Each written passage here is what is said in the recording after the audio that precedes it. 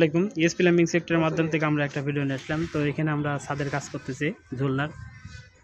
তো মামুন ভাই খুব রিল্যাক্সে আছে, সবাই রিল্যাক্সে কাম করতেছে। ছাদের কাম মানে রিল্যাক্স।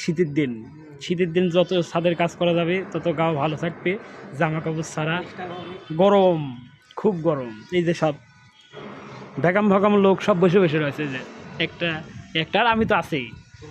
তো এই যে এই দিক দিয়ে আমাদের ডাকের লাইন উঠতেছে, এটা দেখায় ঝুলনা দিয়ে। তো ঝুলনা আমরা এটা বেঁধে নিছি। আমাদের এই ঝুলনাটা হচ্ছে সবচেয়ে বড় ঝুলনা, 10 তলার ঝুলনা। এই যে মিস্ত্রি কাম করতেছে, আমাদের সিনিয়র মিস্ত্রি সাদে। একদম স্ট্রেট করে পাইপ তুলতেছি। ইনশাল্লাহ আমরা চেষ্টা করি সবসময় স্ট্রেট করে কাজ করার সুন্দরভাবে। এই যে প্লাস্টার হয়ে গেছে, তারপর আমরা পাইপ তুলতেছি। এই যে আমরা এখানে যে গ্যাপগুলো রাখছি ছোটো ফাঁসাগুলো আমরা প্লাস্টার করে দেবো। আমরা অবশ্যই চেষ্টা করব প্লাস্টারের পর পাইপ তোলার। আসলে প্লাস্টারের পর পাইপ তুললে পাইপের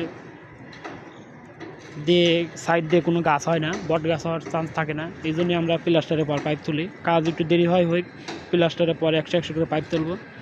যারা প্লাস্টারের আগে পাইপ তুলি তারা সতর্ক হয়ে যায়। অবশ্যই আমরা প্লাস্টারের পর পাইপ তুলব ইনশাল্লাহ।